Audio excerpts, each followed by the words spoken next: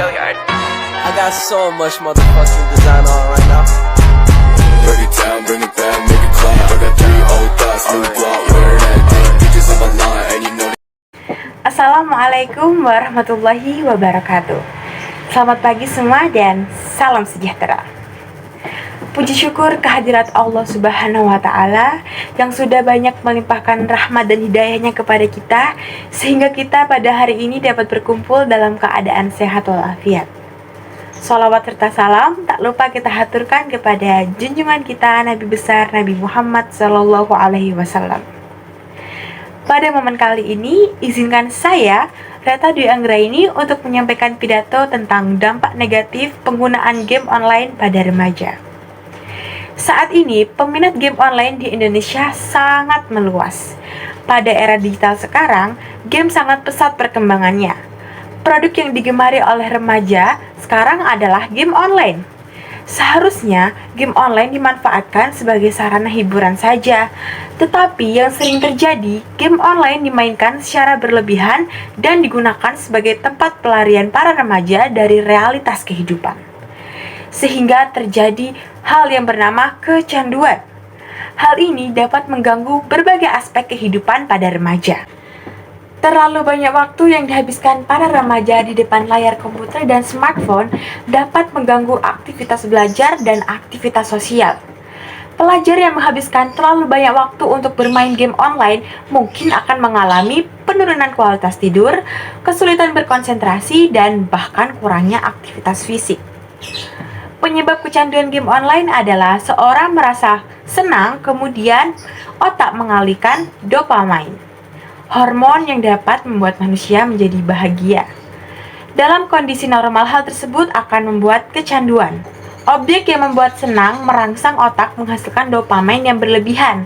Jumlah dopamin yang berlebih akan mengacungkan kerja hipotalamus yang merupakan bagian otak yang bertanggung jawab mengatur emosi dan membuat suasana hati menjadi senang, bersemangat, dan rasa bahagia yang tidak wajar. Hal ini membuat tubuh yang secara otomatis ketagihan dan ingin merasakan lagi dan lagi. Durasi yang berulang ini yang membuat penggunanya candu secara berulang dan dengan durasi yang lebih tinggi. Jika hal ini terjadi terus-menerus, secara berkepanjangan dan terlalu lama akan merusak reseptor dan menyebabkan otak kecanduan. Menurut WHO, bermain game masuk dalam kategori gangguan jiwa baru yang disebut gaming disorder.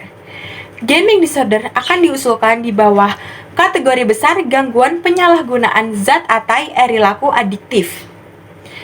Dampak bermain game hampir sama dengan kecanduan obat-obatan terlarang atau kecanduan alkohol. Kecanduan game sering ditandai dengan ketidakmampuan diri untuk mengendalikan keinginan bermain, sehingga susah atau tidak mampu menghentikan perilaku tersebut terlepas dari segala cara yang dilakukan untuk berhenti.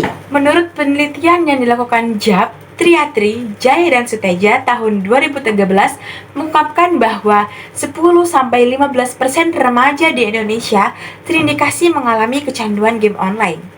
Artinya, 1 dari 10 remaja di Indonesia terindikasi mengalami kecanduan game online. Fenomena kecanduan online ini semakin meluas dan memprihatinkan karena banyaknya remaja yang menjadi pecandu game online.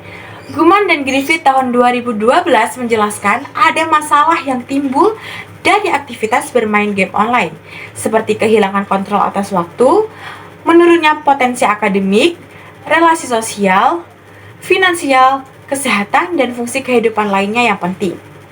Bahaya utama yang ditimbulkan akibat kecanduan game online adalah investasi waktu ekstrim dalam bermain game. Penggunaan waktu yang berlebihan untuk bermain game online membuat terganggunya aktivitas pada kehidupan sehari-hari.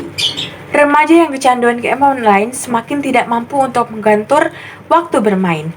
Hal ini menyebabkan remaja mengabaikan dunia nyata dan peran di dalamnya. Kecanduan game online memberikan dampak negatif atau bahaya bagi remaja yang mengalaminya.